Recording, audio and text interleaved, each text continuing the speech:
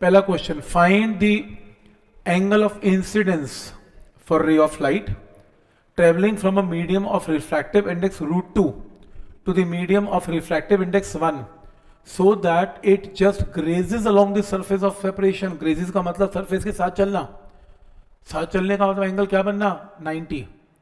तो लगाओ इसमें या तो स्नेल्स लॉ लगा दो. कैसे? √2 इंटू साइन सी और एयर का मतलब 1 इंटू साइन 90. और अगर नहीं लगाना तो सीधा टी आई आर का फॉर्मूला है साइन ऑफ क्रिटिकल एंगल का. बोलो क्या? Sine C equal to 1 by mu. और म्यू इस क्वेश्चन में गिवन है √2, तो सी की वैल्यू क्या आएगी? कुछ करने की जरूरत नहीं, आंसर आ गया. ये ज्यादा बेटर है. साइन सी का तो फॉर्मूला ही पता है, sine C is 1 by mu answer. क्या स्टेप यहां तक क्लियर है? ठीक है यहां तक. इस क्वेश्चन को देखें.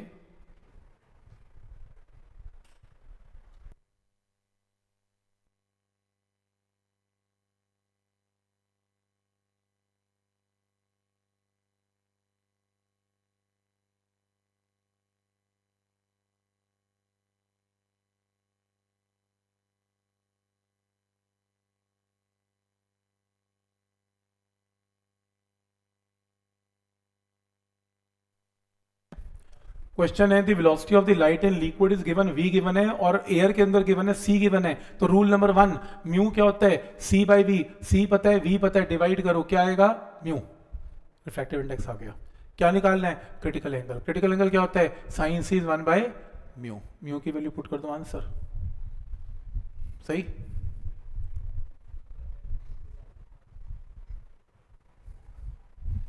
पॉइंट क्लियर है यहां तक? कैसे करना है? तो पहले म्यू निकलेगा, फिर साइन सी 1 बाय म्यू से सी की वैल्यू आएगी. इजी क्वेश्चन है इसके आज के लेक्चर में.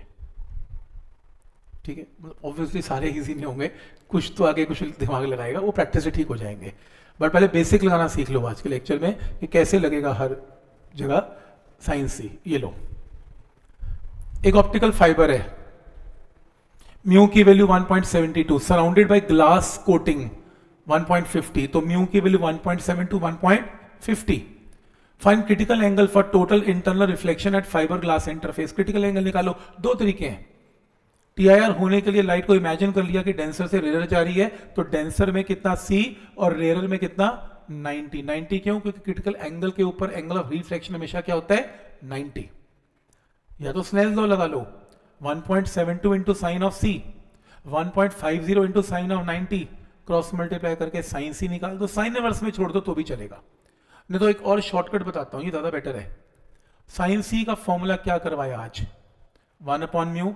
ये हमेशा डेंसर, ये हमेशा रेयर. रूल नंबर 1, इसको रहने दो, कुछ करने की जरूरत ही नहीं, 1 मिनट में आंसर आएगा बिना पेन को हाथ लगाए. उसके बाद इसको ब्रेक कर लो. म्यू डेंसर नीचे है, डेंसर ऊपर, ऊपर है, रेयर नीचे, और रेसिप्रोकल ले लो.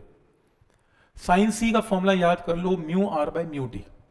बच्चा कहता है कंफ्यूज हो सकता हूं. मैंने कहा क्या कहता है? याद नहीं रहता कि आर ऊपर के डी नीचे, में याद करने की चीज ही नहीं. साइन सी की वैल्यू 1 से कम आएगी, साइन को ऑफ एंगल 1 से कम आएगा. और 1 से कम कब आएगा? जब ये वैल्यू कम होगी, ये वैल्यू ऑब्वियसली ये रेयर होगा, ये डेंसर होगा. याद क्या करना? तो बिना देखे, बिना डायग्राम के कोई साइन सी पूछ ले, तुम बस 2 रिफ्रैक्टिव इंडेक्स पूछ लेना, एक छोटा एक बड़ा. छोटे को ऊपर रख दो, बड़े को नीचे, आंसर आ गया. कुछ करना ही नहीं है, डन. ये बेस्ट है. ये सही है ना?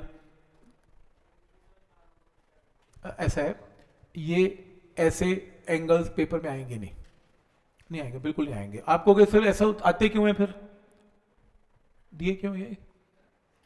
ना ना, कोई प्रैक्टिस इसमें. क्या प्रैक्टिस? साइन 70 निकाल के क्या खुशी मिली किसी को? कोई खुशी नहीं, कोई प्रैक्टिस नहीं. क्वेश्चन जब बुक लिखता है तो कभी कभी क्या होता है, वो क्वेश्चन ना कॉपीराइट में ना आ जाए, क्योंकि बाकी बुक्स में भी होगा 60 डिग्री पे, अब ये भी 60 डालेगा, कॉपीराइट हो जाएगा, तो 70 डाल देगा. इसलिए अदरवाइज शौक थोड़ा है 70 डालने का उसको भी. प्रॉब्लम तो 60. प्रॉब्लम जो फाइनल आएगी वो 70 और 70 पे नहीं आएगी, वो 60 और 45 पे आएगी. अब जो कॉन्सेप्ट को सीखें. लो नेक्स्ट. किसकी? ऐसे कैसे होगी? रेयर तभी रेयर है क्योंकि वो कम है, डेंसर इससे ज्यादा है क्योंकि वो डेंस है. हो ही नहीं सकता. ये बड़ा इंपॉर्टेंट क्वेश्चन है, इंपॉर्टेंट है. इस क्वेश्चन को ट्राई करें, क्वेश्चन ट्राई करें.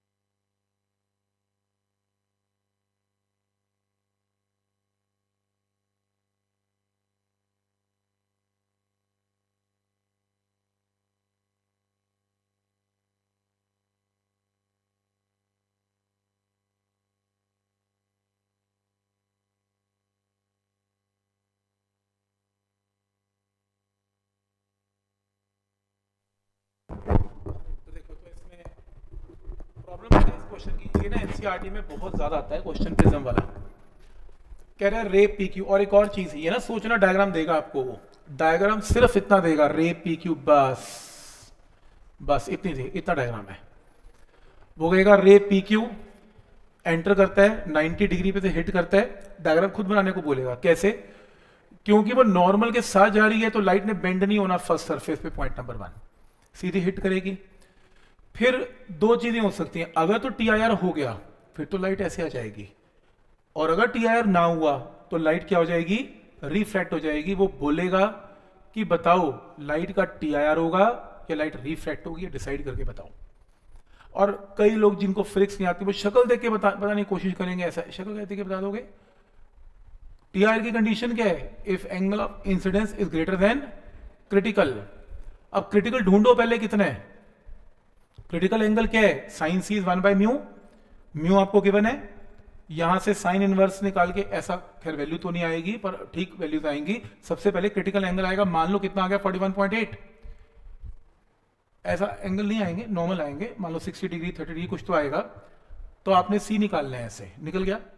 फिर आप डायग्राम को पूरा करेंगे। कैसे? जब आप डायग्राम यहां से यहां लेके जाएंगे सीधा, और इस सरफेस के ऊपर नॉर्मल ड्रॉ करेंगे, नॉर्मल है तो अगर ये एंगल 60 तो ये एंगल भी कॉरस्पॉन्डिंग एंगल से 60, ये 90, तो फिर ये एंगल कितना? 30। तो एंगल ऑफ इंसिडेंस इस क्वेश्चन में कितना है? 30।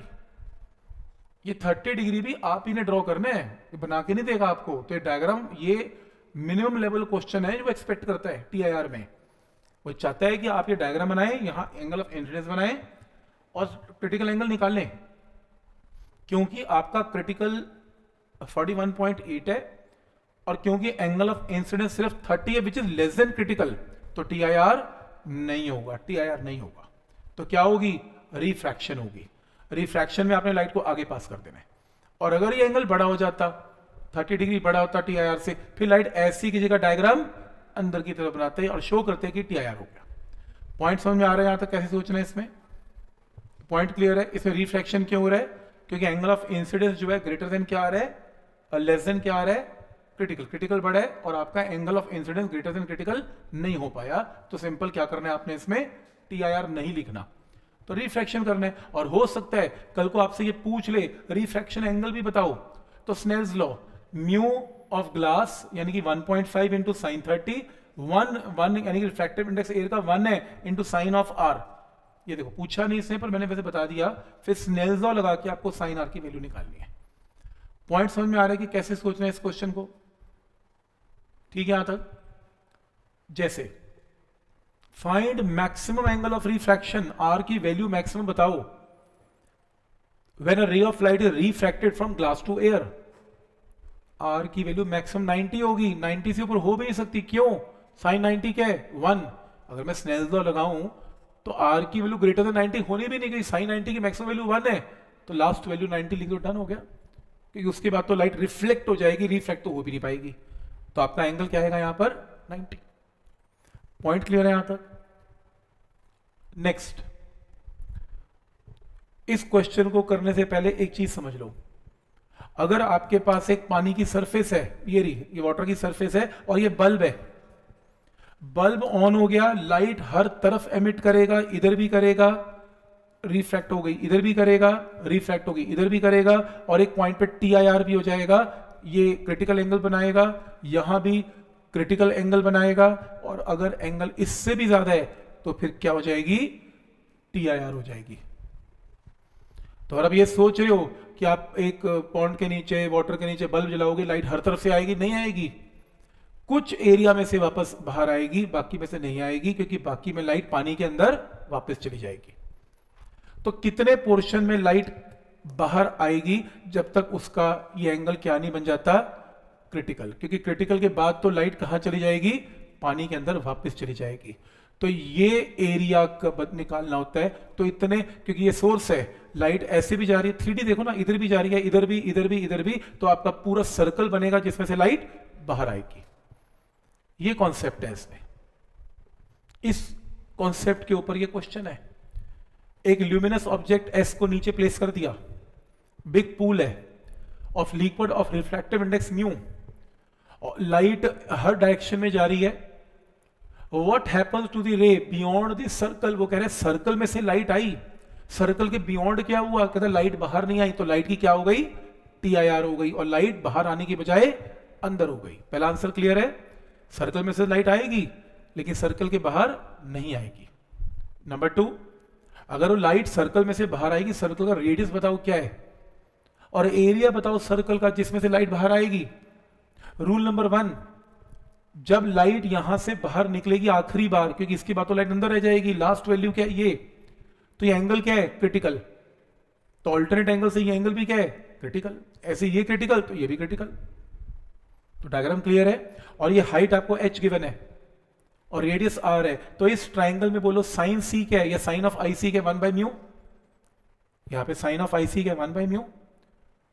और इस केस में मुझे ये बताओ, इसी के अंदर अगर मैं पूछूं tan ऑफ IC क्या है, tan ऑफ IC है r/h, आपको r निकालना है तो h into tan of IC, तो tan of IC is equal to r/h, तो r is equal to h into tan of IC। अब आपको क्वेश्चन में h तो गिवन है, tan ऑफ IC नहीं पता।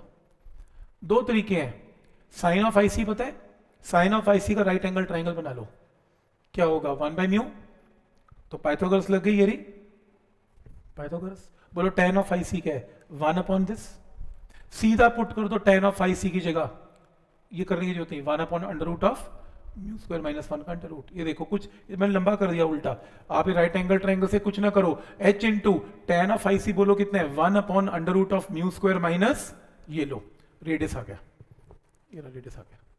मैंने अननेसेसरी पहले साइन बाय कॉस लिया, फिर साइन ढूंढा, कॉस ढूंढा, क्यों किया मैं सोच रहा हूं, tan ऑफ IC सीधा क्यों नहीं कर लिया।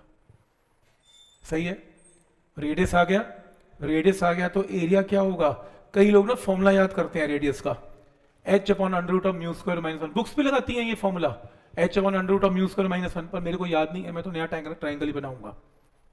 तो इसके अंदर r आ गया तो फिर πr² से इसका लाइट का एरिया भी आ जाएगा। क्लियर है यहां तक, r आ गया तो πr² से एरिया आ गया।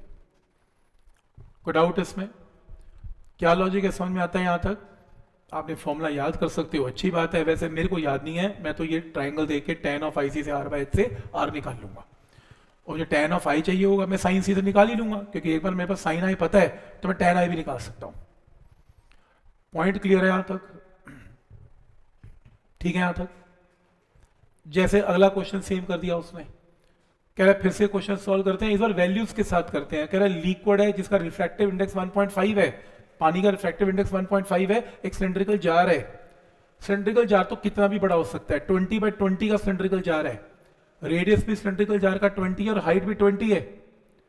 एक स्मॉल बल्ब को यहां जला दिया, एरिया बताओ जिससे कि लाइट बाहर आएगी, तो सिलेंड्रिकल एरिया तो बहुत बड़ा है, लाइट तो सिर्फ R पोर्शन में बाहर आ रही है, ये R निकालना पड़ेगा, या तो फॉर्मूला यूज कर लो R का, h/√ऑफ μ² - 1, और h आपको पता है 20, या मेरी तरह मत करो, ये C ले लो, ये C ले लो, यहां से tan ऑफ C बोलो क्या है, R/20, तो मुझे क्या चाहिए, tan ऑफ C, और मुझे क्रिटिकल एंगल पता है साइन C क्या होता है 1/μ, तो इसको 2/3 लिख लो, क्योंकि 1.5 क्या होता है 3/2, साइन C की राइट एंगल ट्राइंगल बना के tan C निकाल लो, tan C को यहां पुट करके R निकाल लो, और R से एरिया निकाल लो। अगर फॉर्मूला नहीं याद करना तो ज्योमेट्री बनानी पड़ेगी।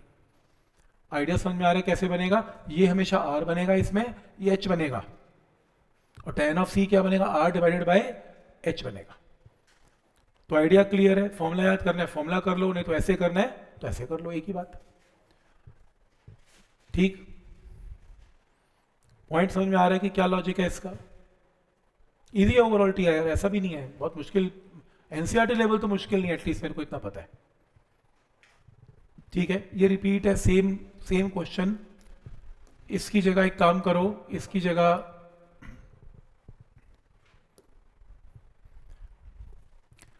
इस शीट को निकालो एक बार,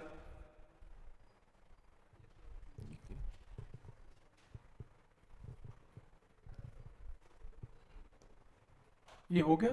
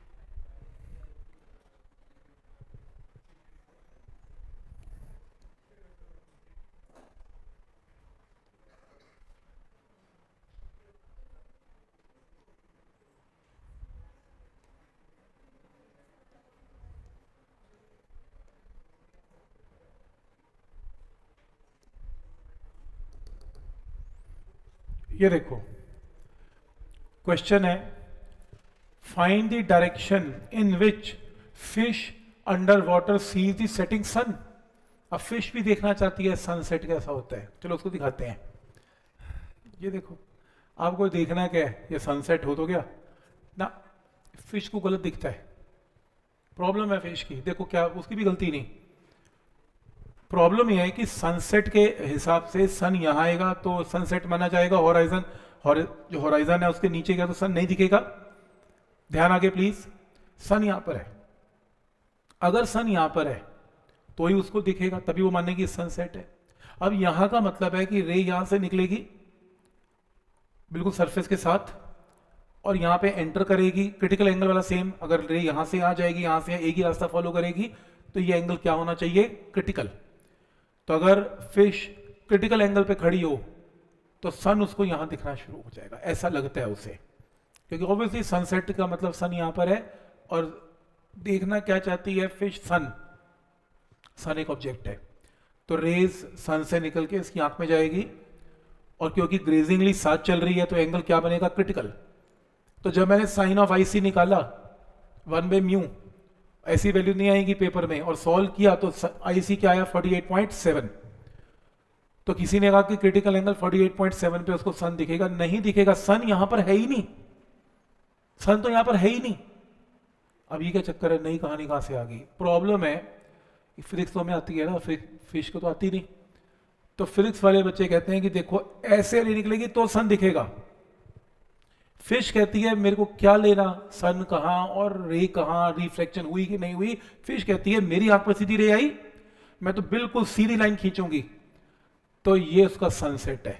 एक्चुअल में जब सन यहां होगा तो फिश को सन यहां नहीं दिखेगा, कहां दिखेगा, यहां दिखेगा। उसको थोड़ा पता है, अब मेरी आंख में रेज आ गई, मेरे को क्या पता कहां से मुड़ मुड़ के आ रही है, मैं तो सीधा ज्वाइन करूंगा, तो मेरे हिसाब से सन यहां पे है। पॉइंट समझ में आ रहा है यहां तक, और अगली इंस्टेंट में सन डूब जाएगा तो बस लास्ट सनसेट यही है फिश का। फिश बस इतना ही देख पाती है, क्योंकि उसको एक्चुअल दूरी पानी में रह के यहां नजर नहीं आएगी, दूर नजर आएगी, हमने यहां डिस्कस भी किया, बर्ड भी उसको दूर नजर आता है। पॉइंट समझ में आ रहा है यहां तक। तो अगर ये एंगल आईसी है तो वर्टिकली ऑपोजिट से आईसी है, आईसी है, तो ये क्रिटिकल एंगल कितना है 48.7। तो इसकी एपरेंट पोजीशन सन की, एपरेंट का मतलब असली पोजीशन नहीं है, असली अगर ये है तो सन यहां दिख रहा है, तो 90 में से आईसी गया तो बचा हुआ एंगल है 41.3। तो एपरेंट पोजीशन सन की कहां से होनी चाहिए 41.3। तो अगर फिश को यहां सन नजर आ रहा है तो समझो एक्चुअल में सनसेट हो गया। तो फिश के लिए ये एंगल ये वाला कितना है होराइजन के साथ 41.3, उसके बाद तो सनसेट नजर नहीं आएगा, क्योंकि एक्चुअल में सन यहां पर है। मैं फिर रिपीट कर रहा हूं, आपने एंगल निकाल लिया 41 ये कितना एंगल आया 48.7, सन जब यहां पर है, या आपके लिए सन यहां पर है, असली सन यहां पर है, आप फिश बन के देखो, आपके लिए तो सन यहां पर है, आपके लिए सन तो यहीं पर हुआ ना, यही सनसेट है आपके लिए बस लास्ट। तो होराइजन से कितने एंगल ऊपर सनसेट हो जाता है, इस 90 में से आईसी को क्या कर देना है, उसके बाद क्वेश्चन क्लोज है, बस फिश को कह दो जा अपने घर, कोई सनसेट नहीं है, यही था। और क्या है यार, खत्म हो गया। ठीक है, नेक्स्ट नेक्स्ट देखो, क्वेश्चन देखो।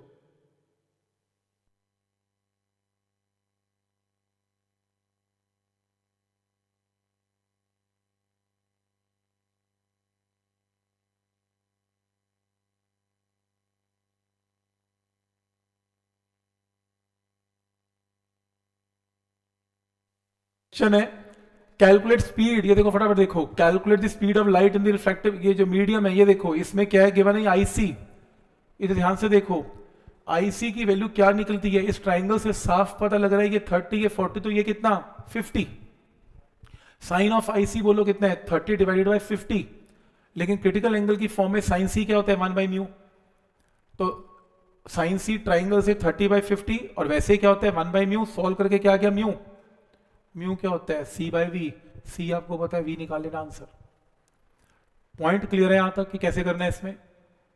देखो साइन ऑफ सी से म्यू आ जाएगा, और म्यू ट्राइंगल से भी आ जाएगा, म्यू आ गया तो म्यू तो c/v होता है, वहां से v की वैल्यू आ जाएगी। पॉइंट समझ में आ रहा है यहां तक? फिर से एक बार, साइन सी ट्राइंगल से भी और साइन सी फॉर्मूले से भी इक्वेट करके म्यू निकाल लो। एक बार म्यू आ गया तो mu is C by V, वहां से वी की वैल्यू आ जाएगी आंसर। क्या ये बात सबको समझ में आ रही है कि क्या लॉजिक है इसमें? जैसे क्वेश्चन है calculate critical angle for glass air surface, आपको क्रिटिकल एंगल निकालना है। If a ray of light which is incident at an angle of, जो भी incident on the glass surface is deviated to 15 degree, ये देखो क्या हुआ, रे आई 45 डिग्री पे रे आई, ये रिफ्रैक्ट हो गई, देख रहे हो ये रिफ्रैक्ट हो गई, ये काले रंग से लाइट चली गई, ब्लैक लाइन है। लेकिन अगर ये रिफ्रैक्ट ना होती तो ये डॉटेड लाइन सीधी आती, लेकिन डॉटेड लाइन आ नहीं पाई, ये डेविएट हो गई 15। डेविएट का मतलब मुड़ गई, क्यों मुड़ी? क्योंकि रिफ्रैक्शन हो गई। आपको ये 15 के बना है। एंगल ऑफ रिफ्रैक्शन कहां से बनता है? नॉर्मल के साथ आर। अगर ये 45 है तो वर्टिकली ऑपोजिट है, टोटल एंगल भी कितना है? 45। 45 में से 15 गया तो 30, आर की वैल्यू सीधी आ गई कितनी? 30। तो ये 45 गिवन है। वो कह रहा है रे ऑफ लाइट ऐसे निकल गई, अगर रिफ्रैक्शन ना होती तो ऐसे निकलती, तो लाइट कितनी डेविएट हो गई? 15। तो अगर ये 15 डेविएट हो गई और ये 45 है तो ये कितना है? 45। 45 में से 15 का क्या आया? 30। आर की वैल्यू 30 आ गई। स्नेल्स लॉ लगा दो, mu is equal to sine 45 by sine 30। किसकी वैल्यू आ गई? म्यू की। और म्यू आ गया तो क्रिटिकल एंगल का फॉर्मूला सबको पता है, sine of C is equal to 1 by mu. Mu की वैल्यू आ गई आंसर। तो आइडिया समझ में आ रहा है? इसमें ज्योमेट्री ज्यादा यूज हो रही है। 45 का 45, 45 में 15 गया तो क्या आ गया? आर की वैल्यू 30 आ गई। कोई डाउट इसमें? तो लॉजिक समझ में आ रहा है कि कैसे? देखो ये मैथ्स है, इसका कोई फिर से ले देना नहीं है, 30 निकालना। ठीक, जैसे ये देखो, ये क्वेश्चन बहुत आते हैं इस टाइप के क्वेश्चंस। ग्लास स्लैब है, क्या करना है आपने? क्वेश्चन में गिवन है 70 डिग्री पे ये लाइट आई, इंसिडेंस का एंगल 70 है। मैंने बताया 70 एंगल पेपर में आते नहीं है, क्योंकि 70 कॉपीराइट के चक्कर में डाल देते हैं, अदरवाइज 70 दे दिया कोई बात नहीं। रिफ्रैक्शन हो गई, लाइट एंटर कर गई, पेपर में गिवन होगा इस सरफेस से लाइट ग्रेजिंगली सीधी चली गई, गिवन है। और ऐसा तब होगा जब एंगल ऑफ इंसिडेंस क्या बनेगा यहां पर? क्रिटिकल। राइट, क्लियर है यहां तक? ये आपको 70 गिवन है, ये नॉर्मल है, रिफ्रैक्शन आर नहीं गिवन। लाइट यहां आई नॉर्मल और लाइट सीधी चली गई सरफेस के साथ, ऐसा तब होगा जब ये एंगल क्या होगा? क्रिटिकल। कोई डाउट इसमें? क्या निकालना है आपको? क्रिटिकल एंगल निकालना है या म्यू निकालना है, एक ही बात है। पहला लॉजिक, इस टाइप के क्वेश्चन में स्टार्टिंग ऐसी होगी, आप एक नॉर्मल यहां ड्रॉ करें, एक नॉर्मल यहां ड्रॉ करें, तो राइट एंगल ट्राइंगल आ गया। R plus I C is equal to कितना? 90। पहला लॉजिक क्लियर। दूसरा, आर की वैल्यू 90 माइनस आई सी। यहां पर क्या हो रही है? रिफ्रैक्शन। स्नेल्स लॉ बोलो, mu is equal to sine 70 by sine r, Snell's law. और यहां से साइन आर की वैल्यू क्या आएगी? Sine 70 by mu. आप एक काम करें, आर को पुट कर दें 90 minus I C. Sine of 90 minus I C क्या होता है? कॉस। कॉस की वैल्यू आ गई in terms of mu, sine की वैल्यू आ गई इधर से, साइन की वैल्यू पता है 1 अपॉन म्यू, पता है क्रिटिकल एंगल क्या होता है? 1 बाय म्यू। साइन की वैल्यू आ गई, कॉस की वैल्यू आ गई, लेकिन दोनों म्यू की फॉर्म में आ गई। म्यू तो निकालना है। अब मेरे को साफ पता लग रहा है tan ऑफ आई सी क्या होता है? Sine I by cos I. Sine I में निकाल चुका हूं 1 बाय म्यू, कॉस आई में निकाल चुका हूं साइन 70 बाय म्यू। म्यू से म्यू कैंसिल, तो यहां से 1 बाय साइन 70। अभी तो बहुत बेकार एंगल है साइन 70, 60 होता तो 1 मिनट में सॉल्व हो जाता। तो इसकी वैल्यू अगर पता लग जाए, सॉल्व करके क्या आएगा? Critical angle. क्रिटिकल एंगल आ गया तो mu is equal to 1 by sine of critical angle से म्यू भी आ जाएगा। अगर एंगल बढ़िया हो, कॉन्सेप्ट समझ में आ रहा है क्या करना है? अगर इस टाइप की प्रॉब्लम में कंफ्यूजन हो जाए, क्या करना है समझ में नहीं आ रहा, तो सुन लो एक बात, क्वेश्चन गलती नहीं हो सकता। पहली क्वेश्चन बनेगी इस टाइप के क्वेश्चन में, r plus I is equal to 90, right. दूसरी, स्नेल्स लॉ लगा देना, mu is equal to sine 70 by sine r, तो तीसरा sine I is equal to 1 by mu, खत्म। बाकी मैथ्स अपना अपना कर लेना सॉल्व, कुछ यही नहीं है। या तो sine of C 1 by mu लगेगा, या स्नेल्स लॉ लगेगा, या ट्राइंगल की ज्योमेट्री लगेगी, खत्म। यही क्या है, ठीक। तो आइडिया समझ में आ रहा है कि किस टाइप से इन टाइप की प्रॉब्लम को सॉल्व करना है।